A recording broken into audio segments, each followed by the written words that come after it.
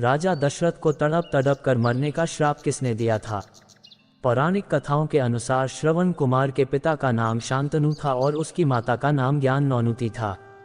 श्रवण कुमार के माता पिता अंधे थे। उन्होंने अपने पुत्र श्रवण कुमार का पालन पोषण बहुत ही दुख देखकर किया था।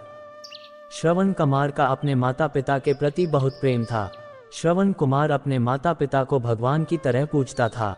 श्रवण कुमार बचपन से ही अपने माता पिता के कार्यों में हाथ बटाने लग गया था और जब श्रवण कुमार बड़ा हुआ तो घर का सारा काम करने लगा। नदी से पानी भरकर लाना, जंगल से लकड़ियां काट कर लाना, सुबह शाम भोजन बनाना, घर के सभी काम करता था। अपने माता पिता की सेवा में वह पूरी तरह लग गया था। वह अपने जीवन का सारा समय अपने माता पिता की सेवा में ही लगा देना चाहता था। श्रवण कुमार विवाह के योग्य हुए तो उनके माता पिता ने उनका विवाह एक लड़की के साथ करवा दिया, परंतु जिस लड़की से उनका विवाह हुआ था वह लड़की उनके अंधे माता पिता को बोझ समझती थी, उनके माता पिता को बहुत ही दुख देती थी। लेकिन श्रवण कुमार के सामने वह उनसे अच्छा व्यवहार करती थी, उनकी अच्छे से देखभाल करने लगती, लेकिन पीठ पीछे उनकी देखरेख नहीं करती थी। जब इस बात का पता श्रवण कुमार को लगा तो उन्होंने अपनी पत्नी को बहुत ही बुरा भला कहा, जिसके कारण श्रवण कुमार की पत्नी नाराज हो गई और वह अपने मायके चली गई और वह वापस कभी लौटकर नहीं आई। पत्नी के जाने के बाद श्रवण कुमार ने अपने माता पिता की सेवा को ही अपना धर्म समझा, उनके दुख को ही अपना दुख समझा। श्रवण कुमार ने अपने माता पिता को कभी भी किसी बात का दुख नहीं पहुंचने दिया। समय गुजरता गया और श्रवण कुमार के माता पिता बूढ़े हो गए। उनके माता पिता की अंतिम इच्छा थी कि वो चारों धाम की यात्रा पर जाएं। उन्होंने अपनी इच्छा अपने पुत्र श्रवण कुमार को बताई। तब श्रवण कुमार उनकी इच्छा पूरी करने के लिए तैयार हो गए और जाने के लिए तैयारियां करने लगे। श्रवण कुमार ने अपने माता पिता को 2 बांस की टोकरियों में बैठा लिया और अपने कंधे पर कांवड़ बनाकर उठाकर चल दिए।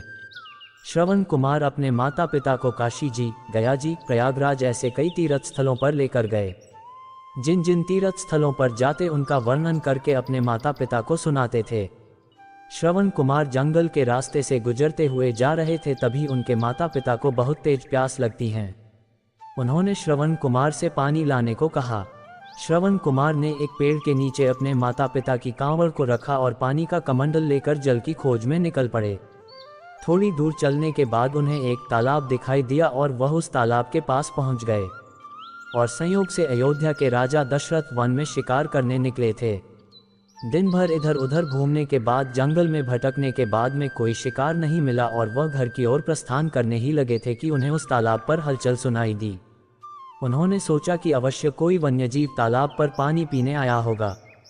राजा दशरथ तालाब की ओर बढ़े और एक पेड़ के नीचे रुककर तरकश से एक बाण निकालकर चला दिया।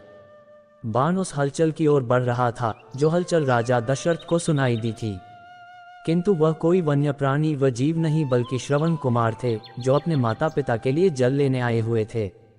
वह बाण श्रवण कुमार के सीने में जाकर लगा और वह पीड़ा से करहाने लगा। ये करहाने की आवाज सुनकर राजा दशरथ दौड़ते हुए उस तालाब पर जा पहुंचे। श्रवण कुमार घायल अवस्था में वहां पर पड़े तड़प रहे। राजा दशरथ जब वहां पर पहुंचे तो उन्हें बड़ा ही दुख हुआ। राजा दशरथ अपने भाग्य को कोसने लगे कि यह मेरे हाथों से क्या हो गया। वे श्रवण कुमार से क्षमा मांगने लगे। तब श्रवण कुमार ने कहा, हे राजन, मुझे अपनी मृत्यु का कोई दुख नहीं है। दुख है तो मुझे अपने माता पिता की इच्छा का, जो मैं पूरी नहीं कर पाया। मैं उन्हें समस्त तीर्थों की यात्रा न करा सका और वह इस समय प्यास से व्याकुल है। मैं उन्हें पानी नहीं पिला सका। हे राजन, आप कृपा करके इस पानी के कमंडल को लेकर जाए और मेरे माता पिता की प्यास बुझा दीजिए।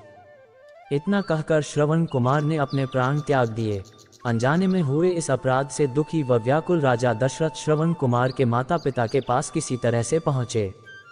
श्रवण कुमार के माता पिता आंखों से देख तो नहीं सकते थे, लेकिन वह पैरों की आवाज सुनकर जान जाते थे कि उनका पुत्र श्रवण कुमार है या नहीं। श्रवण कुमार के माता पिता द्वारा पूछने पर राजा दशरथ ने पूरी घटना सुना दी। अपने पुत्र की मृत्यु का समाचार सुनकर माता पिता जोर जोर से विलाप करने लगे और उन्होंने राजा दशरथ को श्राप दिया कि तुम भी तुम्हारे पुत्र वियोग में तड़प तड़प के अपने प्राण त्याग दोगे। इस श्राप के कारण जब भगवान श्री राम 14 वर्ष के वनवास पर गए तब राजा दशरथ अपने पुत्र वियोग में तड़पते हुए अपने प्राण त्याग दिए थे। वीडियो अगर पसंद आया हो तो वीडियो को लाइक और चैनल को सब्सक्राइब करें और अपने दोस्तों के साथ शेयर करें। धन्यवाद।